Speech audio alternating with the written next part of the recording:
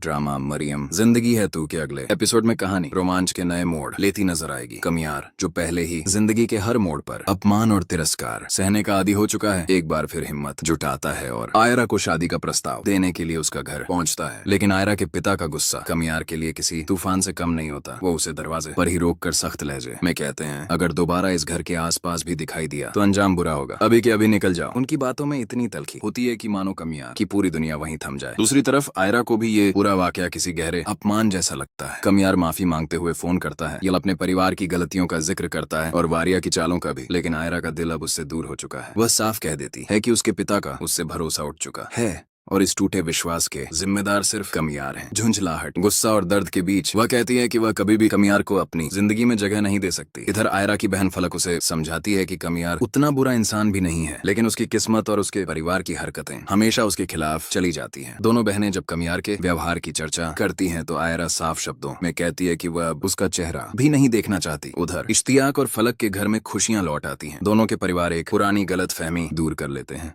और रिश्ता एक बार फिर से जुड़ जाता है। घर में रौनक लौट आती है। आयरा कैमरे में मुस्कुराहटें कैद करती है, लेकिन उस मुस्कुराहट के पीछे अपनी खुद की उलझी भावनाओं को छुपा लेती है। जब कमियार को इश्तियाक और फलक की सगाई का पता चलता है तो वह तुरंत इश्तियाक के पास जाता है। दोनों गले मिलते हैं और इश्तियाक कमियार को शुक्रिया कहता है, लेकिन कमियार इस बार सिर्फ दोस्ती की बातें करने नहीं आया होता। वह अपनी टूट चुकी मोहब्बत का राज खोल देता है। वह बताता है कि वह भी किसी को पसंद करता है और जानना चाहता है कि आखिर उसमें कमी क्या है। इश्तियाक उसकी बात सुनकर समझाता है कि सच्ची मोहब्बत में घर वालों को शामिल करना पड़ता है, जैसे उसने फलक के लिए किया। उसके शब्द कमियार के दिल में घर कर जाते हैं। कमियार पहली बार फैसला करता है कि वह अपने परिवार के साथ आयरा का हाथ मांगेगा। वह घर लौटकर सबको इकट्ठा करता है और अपने इरादे का ऐलान करता है। उसकी माँ चौंक जाती है और इनकार करती है, लेकिन कमियार अपनी बात पर डटा रहता है। वह उन्हें मजबूर कर देता है कि वे उसके साथ आयरा के घर चलें। लेकिन जहां वह उम्मीद लेकर जाता है वहां उसे सिर्फ बेइज्जती मिलती है। आयरा के पिता फिर से उसका मजाक उड़ाते हैं, कहते हैं कि ये रिश्ता नामुमकिन है और उसे कड़ी फटकार के साथ घर से निकाल देते हैं। कमियार के माता पिता उसे दोष देते हैं और वह खुद अपमान के बोझ तले दब जाता है।